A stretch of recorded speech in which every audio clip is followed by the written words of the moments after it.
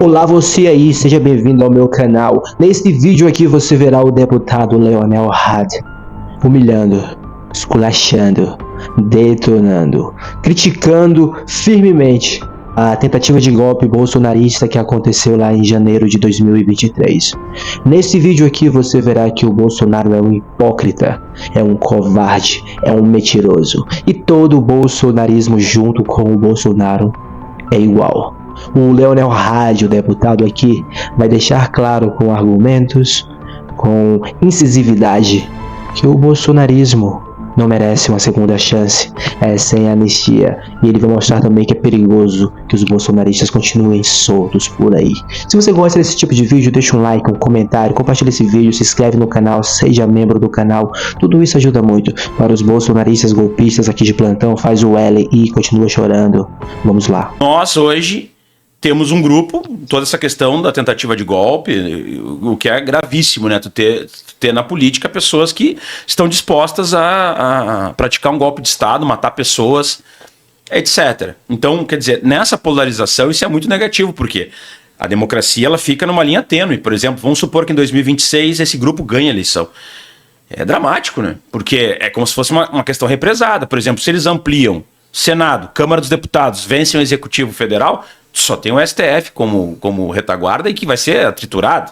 Não tem, ele não consegue, sem um outro poder contrapondo, ele não consegue ter força para sustentar. Começam a alterar as regras do STF via Congresso e permitem impeachment, o Executivo coloca mais ministros, aumenta a composição, o que vai acontecer na Venezuela. E no Brasil da ditadura. No Brasil da ditadura. Então, quer dizer, a gente sabe que isso é um risco. Então, a gente tem essa realidade dramática. Então, quer dizer, essa polarização é extremamente negativa para o Brasil, porque tu está lidando com fascistas mesmo, orgânicos. Por outro lado, a gente tem essa situação, claro, que quando nós temos, por exemplo, vamos pegar o exemplo do governo do Estado 2022, a última eleição. É meio provável que se nós tivéssemos ido ao segundo turno, provavelmente teríamos perdido a eleição. Rio Grande do Sul, pessoal. Fiz campanha e gostaria de ter ido para o segundo turno, porque ir para o segundo turno demarca uma posição e demarca um discurso. Mas o grupo do Leite teria migrado os votos para o Onyx. Isso é certo. Assim como se o Leite tivesse ido disputando novamente com o PT, também teria levado boa parte dos votos. Então, quer dizer, hoje existe aquela lógica dos 25%, 30% de esquerda, 25%, 30% de extrema-direita e os 40% que vamos botar de direita, né? E aqueles 40% que fazem uma composição de migração tende sempre a migrar mais para o lado da direita, para os votos da direita. Então, nessa polarização, a gente teria que ter estratégias, porque de fato a gente perde quando não existe uma polarização entre extremos. Mas, na verdade, essa polarização entre extremos, ela está sendo negativa porque o centro ele tende sempre a pender para a extrema-direita. Por isso que nós temos que estar aqui na internet, pessoal. Essa aqui é uma fonte de poder para a esquerda. A união faz a força. Deixe seu like, se inscreva no canal. Vamos ficar unidos aqui, pessoal. Acompanhe o canal. Aqui eu compartilho deputados como o Leonel. Pois é, pessoal. A união faz a força e isso é deixado claro aqui pelo Leonel Hard. Um deputado que vê que o golpe de Estado foi um erro absoluto aqui no Brasil. E a tentativa de golpe que aconteceu em 2023, bolsonarista, pior ainda. Fiquemos de olhos bem abertos, pessoal. Então os acordos, por exemplo, sempre tendem a ir para a extrema-direita. Então a minha preocupação maior é que a gente perca justamente o centro político da direita democrática, vamos chamar assim. Eu estava conversando com alguns deputados sobre isso. Por exemplo, vamos pegar um exemplo clássico, eu vou nominar porque é uma pessoa que eu tenho um grande respeito e é uma amiga, eu considero uma amiga minha, Mônica Leal. Pô, filha de um membro lá da ditadura, etc. Mas que, enfim, quando houve a democratização, democratizado está e fazia o campo, e ela depois vem nessa leva e continua defendendo uma tese e tal dos militares, mas enfim, tem interlocuções. Ela perdeu a eleição. Quem é que ocupou? Uma extrema-direita que não há qualquer possibilidade. Quem ocupou o espaço dela é uma extrema-direita em que tu não tem a mínima possibilidade de alguma zona de contato que, na divergência, mesmo perdendo ou ganhando, tu consegue ter uma ponte de diálogo. Para mim, isso é o ponto mais preocupante. Agora, eu não tenho dúvidas, né, que nós temos hoje um desafio grande que é do tipo dialogar com as pessoas que têm conceitos democráticos e tentar isolar aqueles que têm um processo antidemocrático, né? Enfim, que defendem golpes de Estado. Como é que tu vê não sei se era essa que esperava, talvez uma reação mais forte, a reação do centro e da própria do centro-direita e da própria direita em relação às denúncias. É gravíssimo. Isso é preocupante, porque nitidamente, se existiu tudo o que existiu e poucas pessoas, eu acho que talvez o Eduardo Leite tenha sido o único, assim, a figura mais... manifestou publicamente. Se manifestou de forma mais contundente, dizendo que estava estarrecido e tal. Não me lembro de nenhum outro que tenha feito, assim, com a relevância dele, né, tenha feito uma fala nesse sentido. Isso é preocupante, porque tu diz assim, bom, essas pessoas todas estariam muito bem consolidadas, muito bem colocadas num cenário de golpe de Estado. E aí estão disputando eleição contigo, estão indo para debate contigo, estão aparentemente fazendo um discurso, eu não sou fascista, eu não sou bolsonarista, mas fariam essa empreitada.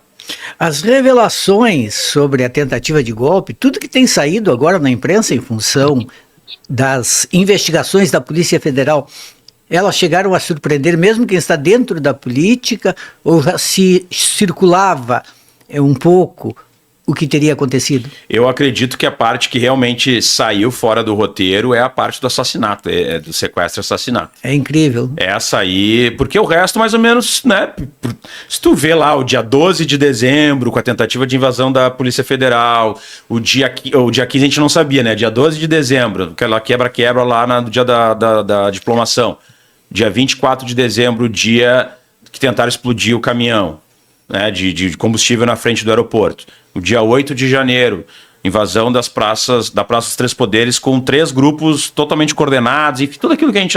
Bom, e todo o discurso do Bolsonaro contra as urnas eletrônicas, quer dizer, tinha um roteiro que nitidamente, isso aí não tem, é golpe de Estado mesmo, tentou, etc, etc.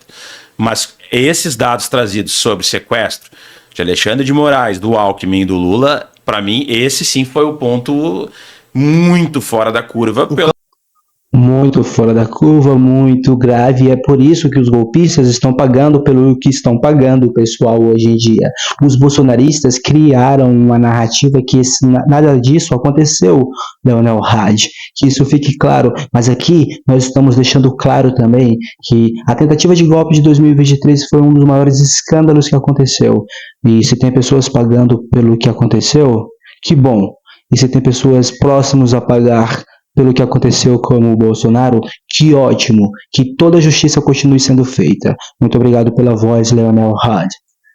Campo de prisioneiros também. Campo de Auschwitz e tal, para eliminação, porque campo de prisioneiros, qual é a solução? Quando não tem aparelhos, o que eles querem dizer com isso? Tu não tem espaço, né? Tu não tem membros para controlar. O que tu faz? A resposta deles foi Auschwitz, ou seja, eliminação, execução, paredão, chama como tu quiser, mais ou menos é isso que eles estão dizendo. Isso abertamente, estruturado e planejado, isso para mim daí é o ponto fora da curva mesmo. Porque eu imaginava que, bom, tá, se o golpe desse certo, vai deportar, enfim, né, coisas clássicas, né, vai pro exílio.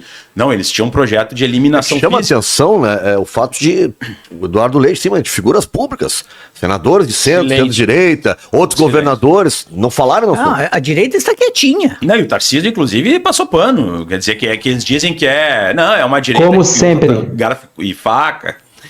Não, usa machado. Machado. E ele estava próximo a esse processo. Eu duvido que ele não tenha nenhuma zona de contato. Bom, o governador de Santa Catarina só faltou aplaudir.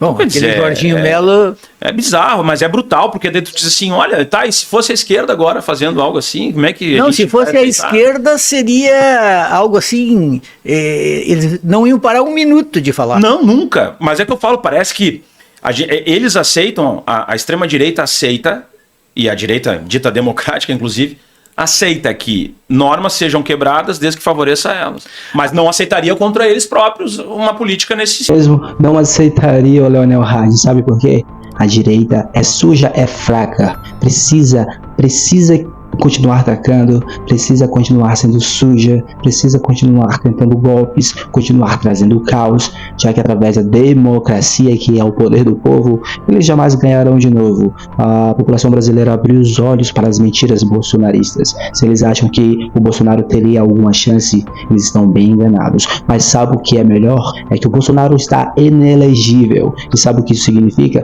Que ele nem vai participar das eleições de 2026 bolsonaristas. Ou seja, faz o L e continua chorando. Muito obrigado pela voz, Leonel Hadi, contra o bolsonarismo fascista e sujo. Se você gostou do vídeo, deixa um like, um comentário, compartilha esse vídeo, se inscreve no canal, seja membro do canal, tudo isso ajuda muito. Muito obrigado pela companhia, pessoal. Vejo vocês na próxima, se cuidem, até lá, fui!